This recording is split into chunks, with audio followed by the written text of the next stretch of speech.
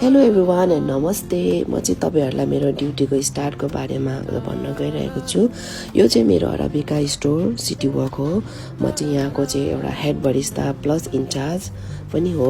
अनि म चाहिँ काममा जहिले पनि 1 घण्टा अगाडि नै जाने गर्छु, किनभने म कामलाई चाहिँ एकदम माया गर्छु।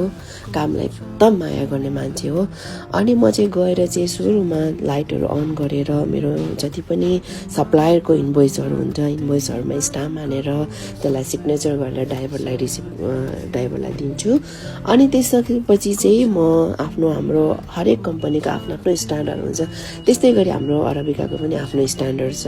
त्यसको लागि चाहिँ म एस्प्रेसो डायल गर्छु आफ्नो टाइमिङ अनुसार, आफ्नो जति आफूलाई चाहिने त्यो अनुसार म चाहिँ एस्प्रेसो चेक गर्छु। अनि एस्प्रेसो चेक गरिसकेपछि चाहिँ हाम्रो 7 बजे अपरेसन स्टार्ट हुन्छ।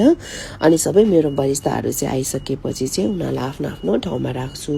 उनीहरुलाई आफ्नो आफ्नो ड्युटी उनीहरुलाई फलो अप गर्न लगाउँछु। त्यसपछि चाहिँ मेरो आफ्नो रिसिभिङहरु हुन्छ, मेरो बुकिङहरु हुन्छ।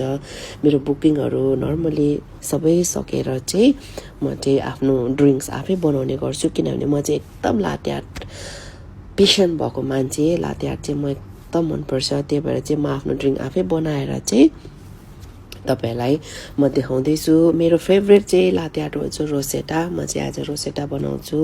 किनभने म हरेक एभ्री डे आफ्नो ड्रिंक चाहिँ आफै लातेहार्टमा बनाएर चाहिँ म तपाईहरुलाई देखाउने छु।